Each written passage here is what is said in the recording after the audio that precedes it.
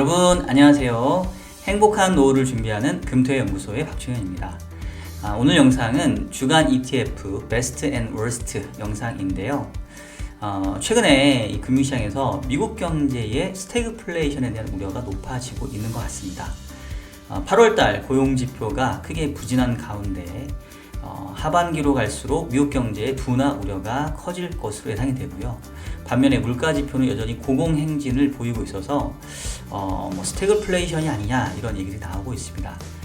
과연 한 주 동안 금융시장과 각 ETF는 어떻게 움직였는지 살펴드리고요. 다음 한 주도 어떠한 시장 움직임을 우리가 면밀하게 봐야 될지 말씀드리도록 하겠습니다. 자, 그럼 먼저 지난주 금융시장 잠깐 살펴보고 갈게요. 일단은 지난주에는 최근에 미국의 8월 고용지표도 그렇고 여러가지 경제지표들이 조금 둔화되는 이런 모습인데요. 그럼에도 불구하고 이 연내 테이퍼링에 대한 가능성이 여전히 좀 높게 얘기가 되고 있습니다. 지금 8월 고용지표 부진하게 나오면서 연내 테이퍼링 물 건너가는 거 아니냐 이제 이런 어떤 안도감이 있었는데, 지난주에 지역 연은 총재들의 발언들을 쭉 살펴보면 그럼에도 불구하고 연내 테이퍼링 실시해서 내년 상반기 정도에 끝내는 게 바람직하지 않겠느냐 이런 얘기들이 나오고 있는 상황입니다. 그러다 보니까 지난주에 다시 또 위험자산이 조금 조정받는 모습들이었는데요. 특히 주식시장 같은 경우에는 상해 증시, 중국 증시를 제외하고는 모두 큰 부진함을 보였고요. 채권 시장 같은 경우도 일단은 테이퍼링에 대한 우려들이 반영되면서 금리 상승세가 좀 이어졌습니다. 달러화도 강세 흐름을 보였고요. 그러면서 우리 원달러 환율도 다시 좀 1168원까지 상승하는 모습들이었습니다. 유가는 큰 변화 없었고요. 구리 가격은 약간 강보합 정도, 그리고 그동안 상세를 보였던 이 가상화폐 가격은 지난 9월 7일이었을 거야. 아마 엘살바도르가 이 비트코인을 법정화폐로 지원했는데 첫날부터 시스템이 에러나고 국민들이 시위하고 좀 난리 났던 모양이에요. 이러면서 다소 조금 하향 조정되는 모습들을 좀 보였습니다. 주가하고 금리, 환율은 차트를 보면서 좀 더 말씀을 드리도록 하겠습니다. 자, 먼저 미국 주식시장부터 한번 살펴볼게요. 일단 다우가 34,600선까지 좀 밀리는 모습이었고요. 나스닥도 15,000 초반, S&P도 전체적으로 봤었을 때는 보시는 것처럼 지난 한 주 동안 특히 조금 부진한 모습들을 좀 보였어요. 가장 근본적인 이유는 앞서 얘기했던 것처럼 일단은 8월달 고용지표도 그렇고 전체적으로 최근에 나오는 미국 지표들이 계속해서 피크아웃 얘기가 있었잖아요. 상당히 조금 이제 뭔가 기울기나 강도가 좀 꺾이고 있는 상황인데, 이런 상황이면 테이퍼링은 좀 어렵지 않겠냐, 좀 시간 늦춰지지 않겠느냐라는 어떤 기대감들이 있었는데, 그런 것들이 오히려 연은 총재들이 연내 테이퍼링을 여전히 좀 시사하면서 다소 조금 위험자산에는 좀 부담으로 좀 작용을 한 것 같습니다. 특히 국내 시장 같은 경우도 지금 지지난주에 3,200선까지 회복을 했다가 다시 3,100 초반으로 좀 밀렸는데요. 제가 이제 지난주에 이 9월달 ETF 포트폴리오를 좀 말씀을 드리면서 전체적으로 봤었을 때 조금 주식시장에 뭔가 좀 에너지가 조금 좀 떨어지는 모습이다. 바로 이 고점 뚫고 올라가기 쉬워 보이지 않는다. 이제 그러면서 주식 쪽, 국내 주식 쪽 비중 축소를 추천을 좀 드렸는데요. 일단은 지난주도 벌써 조금 시장이 좀 비리비리한 이런 모습들을 좀 보여줬고요. 코스닥이 상대적으로 좀 강세를 보이긴 했습니다. 지난주에도 외국인들이 한 주간 단위로 한 1조 3천억 정도 순 매도를 좀 보이면서 다시 원달러 환율 1169원까지 올라가는데, 원래 9월 초반만 하더라도 한 2조 원 정도 순매수를 보였었거든요. 그래서 다시 이제 9월 들어서 외국인이 순매도세로 좀 전환이 되는 이런 모습들인데, 어쨌든 통화정책이 그동안에 이제 완화 스탠스에서 좀 긴축으로 가는, 그리고 이제 테이퍼링이 이제 9월 FOMC에서 현재로서는 조금 어느 정도 가시화될 가능성이 높은 상황이다 보니까, 일단은 글로벌리 투자하는 쪽도 그렇고 전체적으로 주식 투자를 크게 하는 쪽에서는 약간은 조금 포지션을 중립 정도로는 갖춰놓고 좀 지켜보자. 뭐 이런 스탠스가 강한 것 같아요. 저도 개인적으로 굳이 지금 상태에서 뭐 무리하게 투자를 공격적으로 할 만한 이유는 조금 없어 보이지 않나 라는 생각이 좀 들어서, 그래서 제가 이제 연말까지는 뭐 시장은 크게 재미는 없을 것 같다, 이제 이런 말씀을 좀 드렸고요. 일단은 지금은 이제 환율하고 금리를 조금 봐야 될 것 같은데, 일단은 미국채 금리가 1.13 정도에서 8월 초에 바닥을 찍고 슬금슬금 올라서 한 1.33 정도 됩니다. 지난주 금요일도 좀 금리가 조금 이제 올라왔는데, 뭐 전체적으로 썼을 때는 3월 말에 기록했던 뭐 1.78보다는 상당히 좀 내려와 있긴 해요. 근데 지금 8월 초부터는 금리가 조금 올라오고 있는 게, 역시 연내 테이퍼링이 발표될 가능성에 대한 조금 위험에 대한 부분들을 이 채권시장 참가자들도 조금 이렇게 지켜보려고 하고 있는 것 같고요. 달러 인덱스도 뭐 지금 왔다 갔다 하고 있긴 한데, 전체적으로 뭐 92선에서는 확실하게 좀 하방 경직성을 좀 보여주고 있습니다.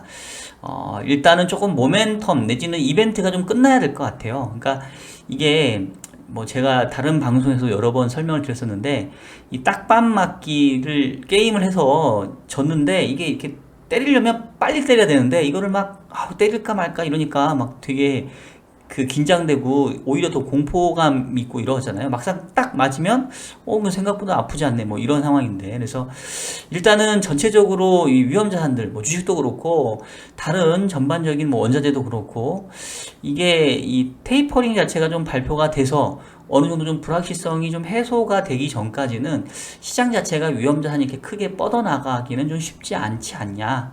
뭐 그리고 뭐 채권 시장도 일단은 뭐 좀 발표가 되어야 조금 숨을 돌릴 수 있는, 자산시장 전반으로는 저는 오히려 이번 9월 FOMC에서 깔끔하게 발표를 해주는 게 낫지 않을까 싶고, 현재로서는 9월에 발표해서 뭐 10월에 시작한다면 뭐 내년도 상반기 말 정도, 내지는 뭐 11월에 시작한다 하더라도 하여튼 끝나는 시점은 내년도 한 상반기 말 정도 시점으로 발표가 되지 않을까 싶고, 그렇다고 한다면은 뭐 시장에서 그렇게 크게 소화 못할 정도의 급격한 테이퍼링은 아니지 않나, 저는 좀 이런 생각이 좀 듭니다. 국내 쪽은 지금 이슈가 또 하나 있는 게, 원래 국내에서는 그 지난 8월 달에 금리 인상을 하고, 제가 이제 추가적인 금리 인상 시점 11월 정도로 예상을 한다라고 말씀드렸는데, 지난주에 통화신용정책 보고서라는 게 있어요. 한국은행에서 이제 정부에 발표하는 게 있는데, 그 보니까 그 보고서 내용 중에 추가적으로 금리를 25bp 올린다 하더라도 성장률이 더 둔화되는 효과가 0.1% 밖에 안 된다. 1년 차에. 그리고 이제 2년 차 가게 되면 뭐 0.03%인가? 그러니까 하여튼 그 얘기는 뭐냐면, 여기서 금리를 한 번 더 올린다 하더라도 크게 성장에는 부담이 없다. 뭐 이제 그 얘기는 뭐 금리 인상에 실은 적고, 반면에 금리 인상을 통해서 뭐 가계부채라던가 이런 금융 불균형을 조금 진정시키는 득은 크다. 뭐 이제 이런 내용의 보고서였다라고 보시면 되겠고요. 그로 인해서 뭐 거의 채권 시장에서는 11월 달에 금리 인상 가능성이 상당히 좀 부각되는, 10월 금통에서는 아마도 소수 의견이 나오고 뭐 11월에 또 금리 인상 하지 않겠느냐, 뭐 이제 이런 어떤 기대감들이 상당히 좀 높아지고 있는 이런 양상입니다. 재밌는 거는 그 최근에 중국 증시를 보시면 이 상해 증시가 지금 3,700선까지 지금 올라왔는데, 이게 아마 역대 최고는 아니구나. 예, 역대 최고는 한참 멀었군요. 지금 2007년 10월 달에 아마 그 당시에 뭐 인사이트 펀드인가 이러면서 중국 주식시장 엄청난 붐이 불면서 그때 했던 게 6,100이고 지금은 3,700이니까 아직 멀긴 멀었네요. 근데 어쨌든 간에 거의 한 2015년 이후에 5, 6년 내 최고치를 지금 보여주고 있는 상황이고요. 최근에 중국 시장이 좋은 이유는 뭐 일단은 한동안 중국에서 뭐 규제 강하게 나오면서 상당히 좀 시장이 시끄러웠잖아요.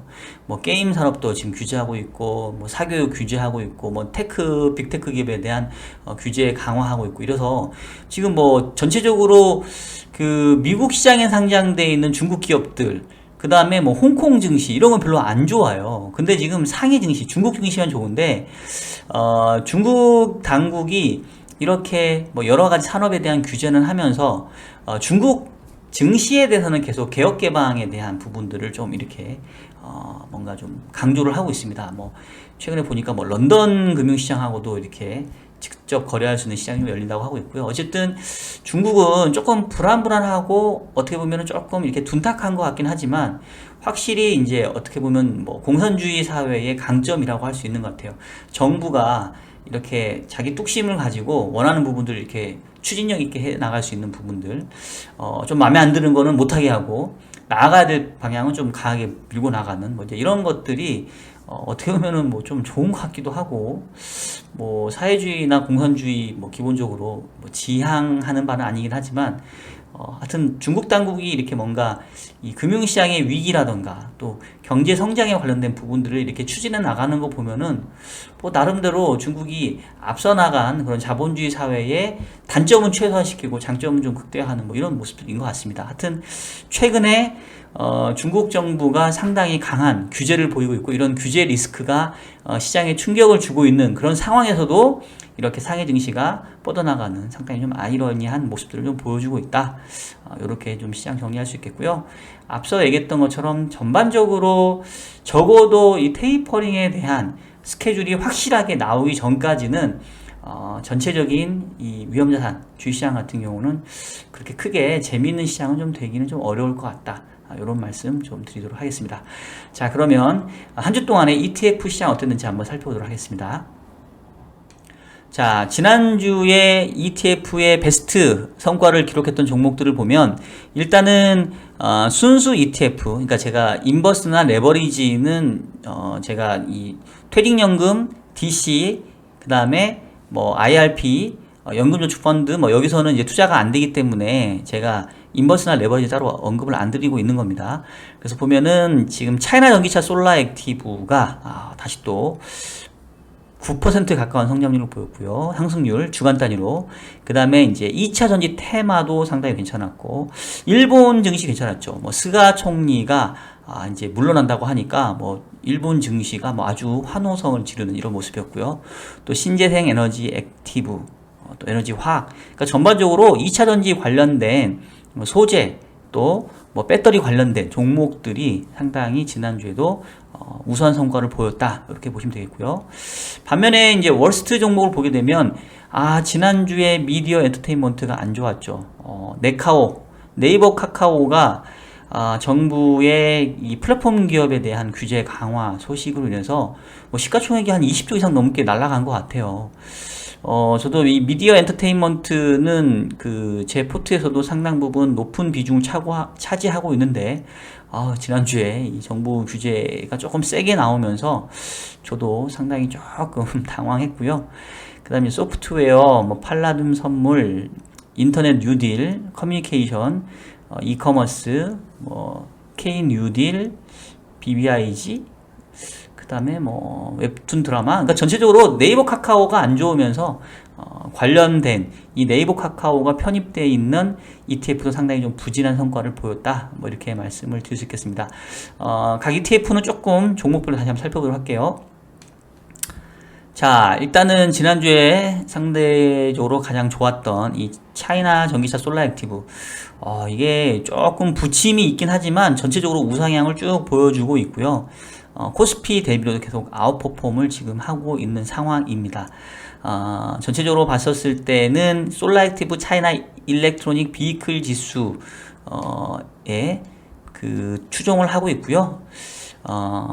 중국 전기자동차 및 관련 부품을 생산하면서 중국이나 홍콩에 본사를 두고 있는 기업들로 구성이 되고 있습니다. 이 솔라 액티브는 지금 월간 수익률도 31%이고요. 6개월 수익률은 무려 70%. 그러니까 올해 제일 좋았어요, 사실은. 제가 들고 있는 ETF 중에서도 제일 올해 성과가 우수했던, 그래서 뭐 여전히 이 전기차 테마가 상당히 좋은 모습을 보여주고 있다라고 생각하시면 되겠고요.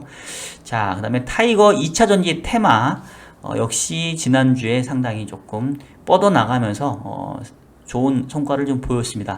제가 지난번에 한번 좀 말씀을 드렸었는데, 그 2차전지 관련된 ETF가 2차전지 테마가 있고 2차전지 산업이 있어요. 근데 이제 그 차이는 2차전지 테마의 경우에는 조금 기업들이 골고루 분산되어 있습니다. 보시면은 뭐 SK, IT, 에코프로비엠, SKC, 포스코케미칼 이런 기업들이 거의 분산해서 이렇게 좀 되어 있고요.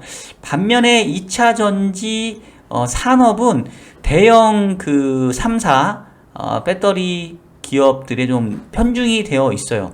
그래서 뭐 LG화학, SK이노베이션, 삼성 SDI 요쪽 비중이 조금 높아요. 이제 그러다 보니까 최근에 LG화학이 별로 안 좋잖아요.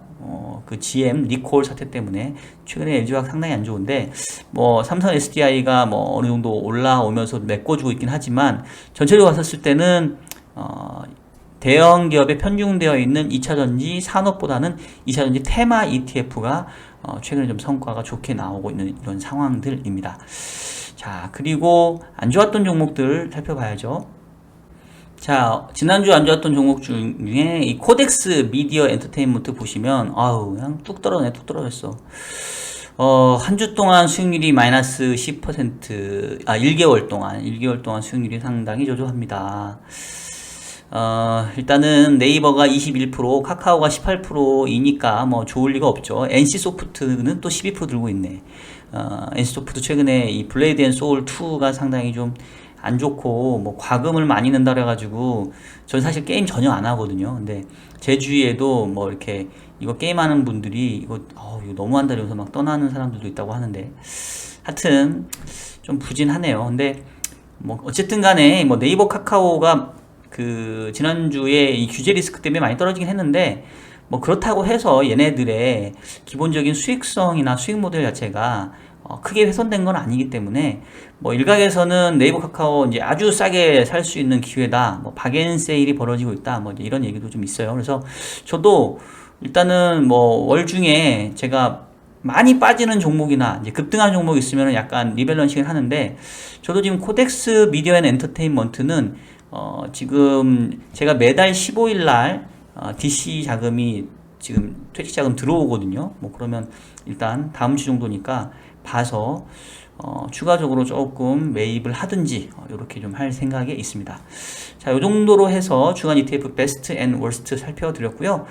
다음 주 우리가 살펴봐야 될 이벤트, 그 다음에 경제 지표까지 마저 살펴드리도록 하겠습니다. 자, 다음 주를 보시면 일단은 뭐 월요일날 10일까지 수출 나오고요. 그 다음에 화요일날 8월 금통이 의사록 나옵니다. 그리고 화요일날 저녁에 미국의 8월 CPI가 있는데 제가 봤을 때는 다음 주 경제지표 이벤트 중에서 가장 중요한 게 바로 이 화요일날 발표되는 8월 CPI인 것 같아요. 뭐 그 뒤에 중국의 판매, 생산, 뭐 고정자산 투자라던가 또 미국 소매 판매, 또 미시간대 소비자 신뢰 지수 뭐 여러 가지 있는데 왜 지금 8월 CPI를 제가 제일 중요하다라고 말씀드리냐면 앞서서 계속 얘기했던 것처럼 최근에 미국 경제의 스태그플레이션 우려가 좀 있단 말이에요. 고용지표도 안 좋았는데 최근에 뭐 3분기, 4분기 GDP 조금 성장률 좀 하향 조정 얘기가 나오고 있고 실질적으로 지금 모건스탠리인가는 4분기 성장률 미국 지금 떨어뜨렸어요 지금.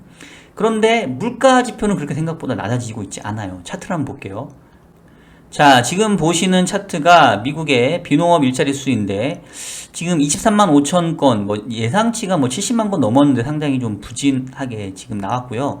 뭐 여러 가지 얘기가 있습니다. 뭐 코로나 델타 확산도 있고, 그다음에 약간 뭐 이 고용 시장에서 미스매칭, 이제 뭐 약간 그 구직자들이 뭐 나 이제 경기 좋아지고 일자리 늘어나니까 조금 뭐 허드렛 일이라던가 내지는 급여 적은 건 안 해. 뭐 이제 이런 얘기들이 있어요. 왜냐면 구직자 수도 구인하는 그런 구인자 수도 많은데 이렇게 고용이 안 나오냐 이러다 보니까 약간 이제 미스매칭에 대한 얘기를 하는 부분이 있긴 한데 근데 어쨌든 간에 전달이 100만 건 넘었는데 23만 건이면은 뭐 아무리 미스매칭이라 하더라도 어쨌든 간에 뭔가 고용시장 자체가 조금 이전보다는 약화되고 있는 건 사실인 것 같고요. 그러면서 3분기, 4분기 성장률 조금 낮아지고 있고, 그 다음에 이제 ISM 제조업 지수도 약간 이제 고점 부근에서 조금 내려오는 그런 모습들. 그런 상태인고, 그 다음에 반면에 이제 물가 지표를 보면은 이게 지금 CPI 지표인데 지난번에 5.4%로 동률을 기록을 했단 말이에요. 원래는 기저효과를 타게 되면은 떨어지기 시작해야 되거든요. 작년에 6월부터 이제 물가가 낮아지기 시작을 했기 때문에 좀 물가 지표가 떨어질 법한데 여전히 높은 수준을 보여주고 있고, 요번 8월 물가 지표 다음 주 화요일 발표되는 지금 컨센서스도 5.3%밖에 안 돼요. 그러니까 거의 그냥 계속 높은 수준이거든요. 그래서 이제 이런 것들을 좀 감안해 보면 약간 조금 스태그플레이션이라는 얘기들이 뭐 조금 이렇게 시장에서 회자될 만한 상황인 것 같고요. 지난주 금요일 발표됐던 PPI도 보시면 8.3%까지 높아졌어요. 얘도 지금 기저효과를 타면 좀 낮아지기 시작을 해야 되는데, 그래서 이제 제가 마무리를 드리면, 스태그플레이션이라는 거 여러분 아시다시피 이제 경제는 둔화되는데 뭐 물가는 높은 수준이다. 어떻게 보면 주식시장한테는 사실 제일 안 좋은 거예요. 주식시장에서 제일 좋은 거는 골디락스. 그러니까 성장률은 안정적인데 물가도 낮아서 계속해서 뭔가 통화정책을 완화적으로 가져갈 수 있는, 뭐 뜨겁지도 차갑지도 않아서 그냥 뭔가 평온한 상태. 사실은 위험자산인 주식이 제일 좋아하는 상태고요. 이 주식시장이 제일 싫어하는 경제 상황이 바로 스태그플레이션. 경제는 둔화되는데 물가는 높은 수준을 유지해서 이 통화당국이 뭔가 경기부양책을 쓰기가 좀 어려운 상황. 그래서 사실 스태그플레이션 제일 안 좋은데, 물론 이제 스태그플레이션 정도로 경제가 막 꼬라박는 게 아니에요. 그러니까 여전히 경제는 좋은데 약간 속도나 모멘텀이 약간 낮아지는. 근데 그거보다는 물가가 더 높은 수준이 유지되고 있기 때문에 이제 부양책을 더 쓰지 못하고 그냥 잘해야 유지하는 정도, 내지는 조금은 흡수해야 되는 정도. 그래서 이제 뭐 스태그플레이션 하게 되면 너무 뭐 그렇게까지 볼 건 아니지 않냐. 뭐 저도 동감합니다. 경기 여전히 견조해요. 근데 이제 모멘텀 베이스로 보면은 경기 모멘텀이 떨어지는 속도는 조금은 그래도 이렇게 가시적으로 보이는데 물가가 떨어지는 게 좀 잘 안 보인다. 그러다 보니까 연준도 그렇고 각국 중앙은행들이 조금 통화 완화 스탠스를 거둬들이려고 하는, 지난주에 있었던 ECB에서도 지금 이제 뭐 테이퍼링이 아니다라고 얘기했지만 자산 매입 속도를 좀 줄인다고 그랬거든요. 한국은행 11월에 금리 인상을 한다고 하고, 지금 뭐 미국은 9월이나 10월이나 뭐 테이퍼링 발표한다고 하고, 뭐 전체적으로 봤었을 때는 위험자산인 주식시장에 그렇게 유리한 환경은 지금은 좀 아닌 것 같다.